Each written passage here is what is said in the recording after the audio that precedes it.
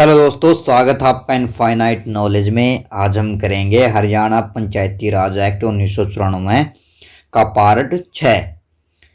तो धारा 80 तक हम पहले कर चुके हैं, पहले 5 पार्टों में। आज हम करेंगे धारा 81 से शुरू, पार्ट 6।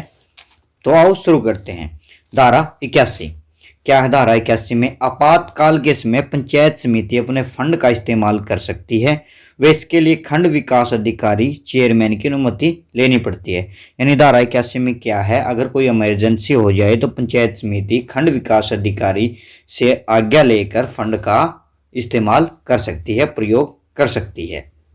यानी extra ordinary power of chairman and executive officer क्या है ये धारा 81 में।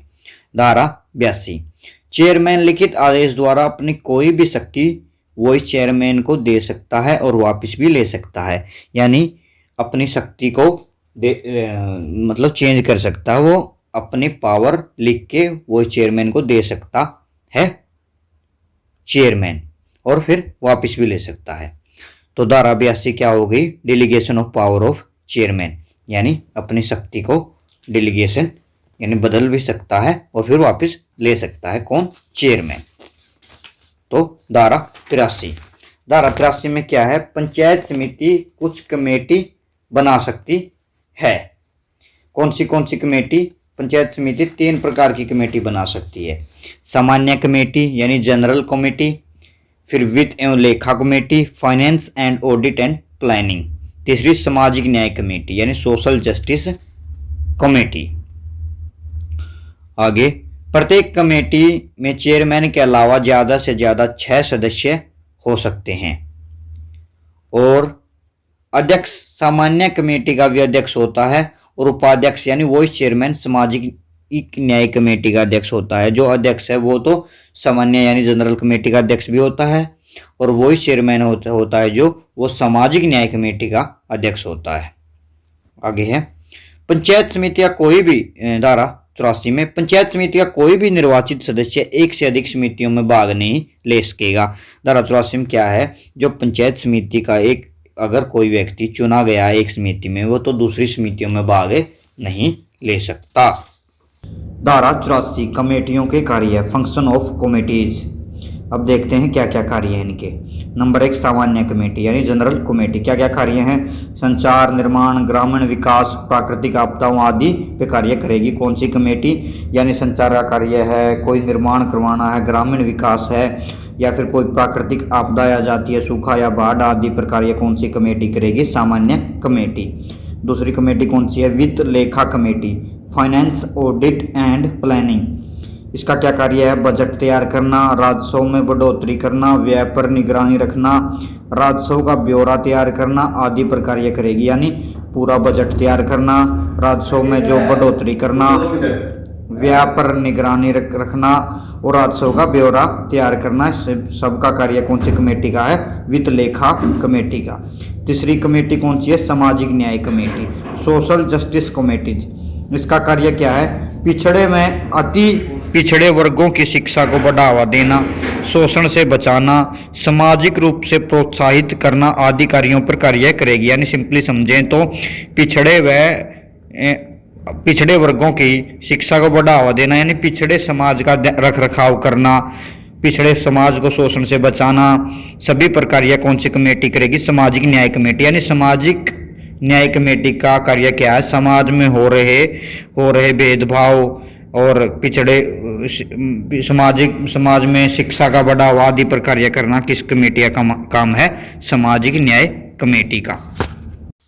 धारा 85 क्या? पंचायत समिति कमेटी के सदस्यों को चुनने के लिए नियम बना सकती है। धारा 85 में क्या प्रावधान है? जो पंचायत समिति है सदस्यों को चुनने के लिए एक रूल बना सकती है। धारा 86 धारा 86 में क्या है? पंचायत समिति नोटिस देकर अपनी कोई भी शक्ति किसी भी अन्य अधिकारी को दे सकती है। पंचायत समिति है जो नोटिस देकर अपनी कोई भी शक्ति किसी अधिकारी को देना चाहे तो वो दे सकती है। Delegation of power bye panchayat समिति। धारा 86 धारा 87 में क्या प्रावधान है? पंचायत समिति द्वारा ग्राम पंचायत के कार्यों की देखरेख करना, यानी धारा 87 क्या है, थोड़ी इंपॉर्टेंट है, सीधा सा क्वेश्चन बन सकता है। पंचायत समिति कौन सी धारा के अनुसार पंचायत के कार्यों का निरीक्षण कर सकती है? कौन सी धारा के अनुसार? धारा 87 के अनुसार। यानी power of supervision by panchayat samiti over the gram panchayat क्या हो गया है? यानी ग्राम पंचायत का पंचायत समिति के द्वारा निरीक्षण करना। कौन सी धारा? धारा 87। धारा 87 तो धारा कौन सी आ गई अब? धारा 88। चैप्टर कौन सा शुरू हो गया? 11वां, वित्त एवं कराधान यानी फाइनेंस एंड टैक्सेशन। तो धारा 88 में क्या है? सरकार के आदेश के आधार पर टैक्स लगाना, यानी सरकार के आदेश और नियंत्रण के आधार पर ही टैक्स लगाना, कार्यकारी के आदेश पर। पावर ऑफ टैक्सेशन यानी टैक्स से संबंधित है धारा 88। धारा 89, कार्यकारी अधिकारी के आदेश के बिना टैक्स लगाने का अधिकार। यानी धारा 88 में तो सरकार के आदेश चाहिएंगे, लेकिन धारा 89 में कोई इमरजेंसी हो तो कार्यकारी अधिकारी के आदेश के बिना भी टैक्स लगाने का अधिकार है धारा 89 में। यानी power to impose tax without permission of chief executive officer. धारा 90, टैक्स लगाने की प्रक्रिया। धारा 90 में क्या प्रावधान है? जो टैक्स लगाने की प्रक्रिया भी, कैसे टैक्स लगाना है। धारा 91, मुख्य कार्यकारी अधिकारी की अनुमति से फीस लगाना, जैसे मेलों पर फीस तथा तय करना, लेवी ऑफ फीस। यानी धारा 91 में क्या प्रावधान है? मुख्य कार्यकारी अधिकारी की आज्ञा से फीस लगाना, जैसे मेलों पर या फिर गांव में कोई फंक्शन होता है या मेला लगता है तो उन पर फीस लगाने की अनुमति है। किस पर? मुख्य कार्यकारी की अधिकारी से अनुमति लेकर। धारा कौन सी थी? 91। धारा 92, सरकार नोटिस के द्वारा यह तय कर सकती है कि कौन अधिकारी टैक्स इकट्ठा करेगा, उसका हिसाब रखेगा और उसे वेतन कैसे दिया जाएगा। यानी धारा 92 में क्या प्रावधान है? सरकार नोटिस दे देगी भाई कौन सा अधिकारी को टैक्स इकट्ठा करना है, उसका हिसाब करना है और कैसे वेतन दिया जाना है। Taxes how to be assessed and collected, यानी टैक्स कैसे लगाना है और कैसे इकट्ठा करना है। कौन सी धारा में? धारा 92 में। धारा 93, सरकार यह तय करेगी कि फीस टैक्स किस समय व कितनी किस्तों में लिया जाएगा। यानी जो भी हम टैक्स लगाते हैं, अगर उसको किस्त लगानी तो कितनी किस्त लगानी है और कितने किस्तों में वो लेना है। तो ये प्रावधान कौन सी धारा में? धारा 93 में। इंस्टॉलमेंट्स ऑफ टैक्सेज यानी टैक्स के ऊपर किस्तों का प्रावधान। धारा 94, पंचायत समिति को सरकार द्वारा टैक्स लगाने के अधिकार देना। यानी धारा 94 में क्या प्रावधान है? पंचायत समिति को सरकार द्वारा भी टैक्स लगाने का, यानी पंचायत समिति टैक्स लगा सकती है। ये कौन सी धारा में प्रावधान है? धारा 94 में। Delegation of power to panchayat samiti, ये धारा 94 हो गई। धारा 95, टैक्स के आंकलन कलेक्शन की आपत्ति से संबंधित। यानी टैक्स का आंकलन कलेक्शन करना, भी टैक्स का जोड़ मतलब कितना लगाना, कितना हुआ, वो सब किसमें? धारा 95 में। Appeal against assessment and collection. धारा 96, सरकार पंचायत समिति किसी भी टैक्स को खत्म या कम कर सकती है, वापस ले सकती है। यानी सरकार या पंचायत समिति कोई भी टैक्स है उसको खत्म कर सकती है, कम कर सकती है और वापस भी ले सकती है। सिंपल सा क्वेश्चन बन सकता है भी कौन सी धारा के अनुसार पंचायत समिति टैक्स को खत्म कर सकती है या उसको कम कर सकती है, वापस ले सकती है। कौन सी धारा के अनुसार? धारा 96 के अनुसार। सिंपली यानी reduction, abolition, remission and exemption from taxation. तो कौन सी धारा? धारा 96। आगे है धारा 97, पंचायत समिति मुख्य कार्यकारी अधिकारी की अनुमति से किसी भी मार्केट या जगह को लीज ठेके पर दे सकती है। यानी धारा 97 में क्या है? पंचायत समिति मुख्य कार्यकारी अधिकारी से आज्ञा लेकर कोई भी मार्केट या कोई भी जगह है उसको ठेके पर दे सकती है, लीज पर दे सकती है अधिकतम 3 साल के लिए और उससे फिर आमदनी का जरिया बन जाता है।